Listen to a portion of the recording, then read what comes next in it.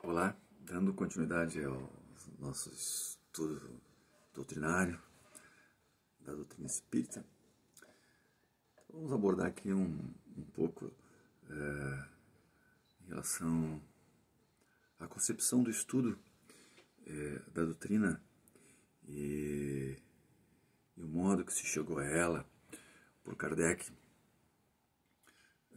Kardec, inicialmente, um homem extremamente que exercia a racionalidade através das concepções, até porque a doutrina espírita ela se iniciou pela égide de uma filosofia positivista, Auguste Comte. Então tinha essa concepção assim, muito da racionalidade. Por isso que até hoje nós utilizamos esse jargão, né? Que a doutrina espírita é uma fé raciocinada.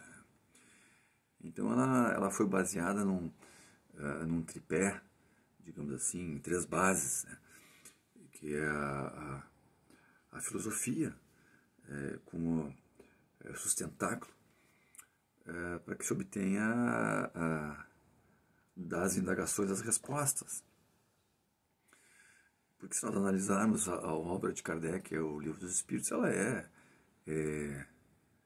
eminentemente de cunho filosófico, porque é o porquê das razões, né? E a filosofia ela tem essa finalidade, né? O porquê das coisas e o porquê da nossa existência. Toda a base da filosofia ela está calcada nessas inquietações do próprio homem, né? em relação às coisas. Depois, evidentemente, a filosofia ela tem ramificações, né? Especificando nas suas indagações, quase que nem digamos assim, a medicina, né? A medicina não tem a pediatria, não tem a cardiologia, e todas as áreas específicas, assim, é a filosofia, né? Aqueles que estudavam a alma humana, como Sócrates mesmo, Platão, a justiça, com relação às suas indagações, Diógenes, a filosofia cínica, né? Da natureza, o homem em relação à natureza, o que ele precisa em relação a ela, os estoicos em relação à felicidade e à própria existência. Então, assim, tudo que se indaga em relação às coisas é filosofia. E o Kardec fez aqui a sua obra baseada nesse aspecto filosófico da indagação, o porquê. E isso como uma base de sustentação, né, em relação a ele mesmo, como um homem culto, e dentro de uma racionalidade, medindo aquela resposta. E toda a resposta dada, ele completava ela diante de um argumento concatenado e de silogismo, né, como se fosse assim, uma premissa maior, a premissa menor e a conclusão, para que aquela resposta que seria dada estaria dentro de uma lógica, né? Como se diz hoje, quando se estuda a lógica, a metodologia, né? Se coloca quem nasce no Brasil é brasileiro, quem nasce no estado do Rio Grande do Sul é gaúcho. Agora, nem todo brasileiro é gaúcho. Né? Então tem a premissa maior, premissa menor, né? A assertiva, verdadeira e a razão falsa, digamos, né? Se eu for responder que todos que nascem no Brasil é gaúcho. Então, dentro dessa lógica, o Kardec elaborou, então, o Livro dos Espíritos, né? E que já estava dentro de uma cientificidade, porque a ciência, ele utilizou a ciência como base também da codificação. Não seria uma resposta de uma maneira aleatória se não tivesse essa lógica em metodologia e essa análise crítica, essa análise em que as respostas elas levariam uma conclusão dedutiva, racional, né, ou indutiva, né? Quer dizer, se eu tenho um pomar de uma mesma espécie de fruta, eu posso prever que se eu provar algumas e elas tiverem um padrão de gosto, todas terão esse mesmo gosto, né? Então essa é, digamos assim, a metodologia dentro de uma análise crítica, lógica, indutiva e conclusiva, e que elas mais ou menos se assemelham dentro de uma realidade que eu tenho, que por amostragem eu posso concluir diante daquele universo de exemplos que eu tenho, né? Que foi o caso das respostas dos médiuns, levando ao Kardec concluir pela confirmação da pluralidade de respostas afins, respostas que convergiam, respostas que davam a mesma orientação de diversas fontes distribuídas de uma maneira que não houvesse comunicação, ainda mais no século retrasado. E também foi de uma maneira racional, lógica e científica, em que as respostas foram analisadas para que fossem incluídas no livro dos Espíritos. Então, dentro dessa concepção, foi realizada a obra de Kardec, né? E, sob o ponto de vista religioso, como ela segue a moral cristã, né? A moral evangélica, né? Tanto que uma das obras do Kardec é o Evangelho segundo o Espiritismo. Então retrata então esta tríade em relação aos pilares doutrinários, né? E como ele informou, o Doutrina Espírita ela não vem como uma obra de cunho teórico, né? Que poderia se dizer que foi concebida através de ideias teóricas que convergiram, e essa ideia teórica ela surgiu então a compilação. Não, né? Ela foi, então ela não parte de um mundo das ideias, né? Como distante dessa realidade. Não era uma filosofia, digamos, platônica, né? Que havia um mundo das ideias, que era um mundo perfeito, das virtudes, e havia um mundo da realidade, o nosso mundo. Não, Kardec nos diz que a doutrina espírita ela é uma obra que a existência daquilo que estava sendo dito era precedente a ela mesma, né? Então, existia ali algo que estava simplesmente sendo codificado de algo já pré-existente. Então não era uma teoria simplesmente de ideias, não, era experimentações de existências que ficou como aprendizado, e esse aprendizado existencial da própria humanidade, né, enquanto existiu aqui, nesse nosso plano real hoje, né, estava ali então, com base na experimentação, nos vir e nos passar então a informação tão necessária para que nós pudéssemos então, com essas experiências, nos mostrar, né, o nosso porvir. Então, isso que fique bem claro, que não é algo que foi teorizado por alguém, né?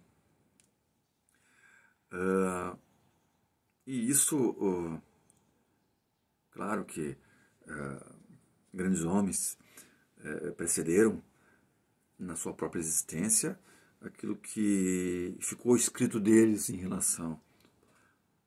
Nós já que nós estamos falando de filosofia, o próprio Sócrates, né, vivenciou aquilo, o que ele dizia, e por ele ter vivenciado aquilo que ele dizia, ele acreditava que efetivamente, quando desencarnasse, sua alma passasse para um outro plano, ele estaria num lugar bom, com pessoas boas, porque ele estava vivenciando aquilo. O próprio Jesus, nosso mestre, ele vivenciou, né, de tal maneira que ele não simplesmente deu como somente o homem deveria ser. Não, ele vivenciou aquilo que ele dizia. Não vim para ser servido, vim para servir ao próximo. Sentir, viver aquilo que diz, né? Onde está o teu coração, está a tua vida. E Kardec também nos coloca na introdução do Livro dos Espíritos este fato de que tudo que estava sendo abordado ali foi situações já existidas, né? Então, não é uma mera interpretação, não é algo que o próprio Kardec deixou dito na introdução da obra, né? E isso serve para nós, porque a gente vê assim que a gente, quando estuda a doutrina espírita, nós temos, assim, comumente a gente consegue falar, explicar, né, de que um dia nós seremos, um dia nós vamos ser, e a gente às vezes esquece que nós estamos vivendo, né? Nós estamos existindo, né? E essa existência, né, dentro desse existencialismo híbrido, de uma maneira espiritual, e não só dentro dessa corrente existencialista, de eu me conhecer em relação à minha própria vida, que muitos acham difícil, né? Essa frase, quando é dita, conhece a ti mesmo, né? E eu tenho dito que eu acho que se pode se conhecer a si mesmo quando eu sinto, né? Quando eu penso em algo, o que eu sinto sobre este algo, né? Eu acho que é uma maneira que nos dá a condição de nós nos percebermos, né? Porque falar retoricamente as palavras, obter a informação sobre algo que eu sei é fácil. Agora, observar o que eu sinto sobre as coisas é algo diferente, né? E essa percepção que nos dá a condição de nós nos conhecermos melhor, né? Fazer esse exercício, né? Se aquilo me é indiferente, ou se aquilo que eu penso me toca a minha alma. Aí eu percebo o meu nível que eu estou, né? Em termos de conhecer-se a si próprio. E Jesus disse isso, como eu falei ainda há pouco aqui, né? Aonde está teu coração, está a tua vida, né? O que ele quis dizer? Onde está o que tu sente, está a tua vida. Então não adianta eu estar dentro de um lugar que fala sobre o bem, ou sobre os princípios evangélicos, se não estiver sentindo aquilo, né? Eu vou estar recebendo uma informação, né? Uma informação que poderá contribuir, evidentemente, com a minha evolução, com a minha elevação, mas eu não vou estar existindo naquele momento ali. Não digo na plenitude, porque ninguém consegue viver na plenitude o Evangelho, mas está vivenciando a própria vida naquele momento ali, né? Está recebendo aquela informação, aquele sentimento e não está sentindo aquilo, ou pelo menos exercitando aquilo, né? Porque o fazer também, ele contribui para que nós possamos nos disciplinar e aprendermos também em relação ao que nós precisamos, que é ação. Ação para que possamos fazer a alguém o bem. Então essa relação assim são de exemplos, né? Então Jesus nos deixou exemplos.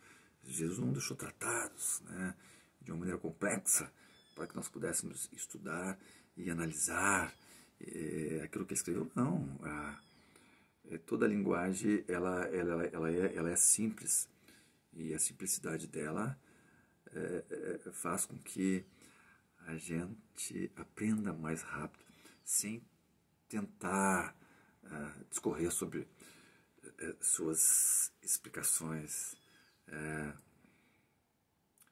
Tem um filósofo, né, o Heidegger, Martin Heidegger, né, que ele dizia a gente crê na existência,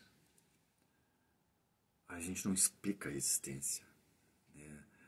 Isso é uma coisa interessante, né, porque o crer, ele não precisa de muita explicação, né? É uma coisa que vem de dentro também, intuitivo, né?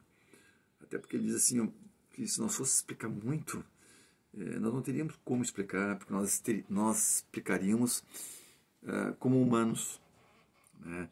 Então nós queremos explicar Deus,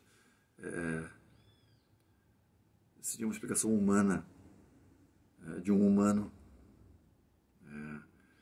e somente para explicar Deus, ou para explicar o divino, teria que ter uma outra entidade divina. Essa sim conseguiria explicar Deus. E não nós, dentro da nossa dificuldade, do nosso estágio também atual de compreensão. Então essa é um modo de uma concepção ampla, né? Que aí ele diz assim, ó, se tu quer explicar Deus, explica no teu silêncio, né? Deixa o teu sentimento, o teu coração, né? Que ele vai receber a explicação através desse sentimento, né? Em teu silêncio interior, né? Então são coisas que sutis, mas que realmente dá uma grandeza em relação a tudo isso, né? E claro que a gente sabe das nossas dificuldades, das nossas limitações, nós temos o nosso livre-arbítrio, mas que o nosso livre-arbítrio não pode nos estimular, né? E virar um paradoxo, né, existencial, nós colocando para frente o que nós devemos fazer hoje. A gente tem essa coisa de eu tenho opção, né, de fazer assim, fazer assado, e eu sei que eu ainda não tenho condição, porque eu estou muito longe ainda de mim estar a perfeição, e nós utilizamos isso, aí nós erramos, porque nós utilizamos a filosofia espírita como algo ideológico, no plano das ideias, no plano teórico, né? No plano de botar para frente. Muitas vezes, coisas que nós temos condição de já fazermos hoje, né? Pelo nosso grau de evolução, né? De compreensão das coisas, né? Então isso nós temos que ter cuidado também, né? Porque é uma oportunidade que está sendo dada e essa oportunidade ela não pode ser desperdiçada, né? E adiar o que nós viemos fazer aqui, porque para que exista algo é necessário que a sua finalidade se realize, né? Então, se nós estamos aqui como espírita, nós temos que nos realizar um pouco também. Senão, vamos ser meros curiosos, né, de um conhecimento, né, e não vamos aproveitar a sua essência. Né? Então é necessário para que algo que produza em nós, que a gente possa existir nesse algo. Né? E existindo nesse algo é tendo essa concepção, né? Que a doutrina ela quer que nós nos realizamos, né? Que nós exercitamos, e não que nós colocamos ela numa concepção, né, futura, ideológica, para que possamos dizer, né, com algo que possa confortar nossas omissões, né, de que um dia eu serei, né, ou um dia seremos. Né. Mas esse dia ele pode começar hoje. Basta somente acreditar. E esse acreditar é confiar, né, na possibilidade. E eu não preciso ter a certeza. Porque o dia que eu tiver certeza, ela deixa de contar com a minha vontade, do meu livre-arbítrio. Essa certeza ela vai vir já quase que mecânica ou matemática. Né? Então vamos nos exercitar já e vivenciar e existir já, sem precisar esperar que um dia possa acontecer. Nós vamos estar tão somente adiando o que nós já podemos fazer hoje. Tá bom, meus irmãos? Então fica aqui esse pequeno estudo sobre essa ótica doutrinária. Que assim seja.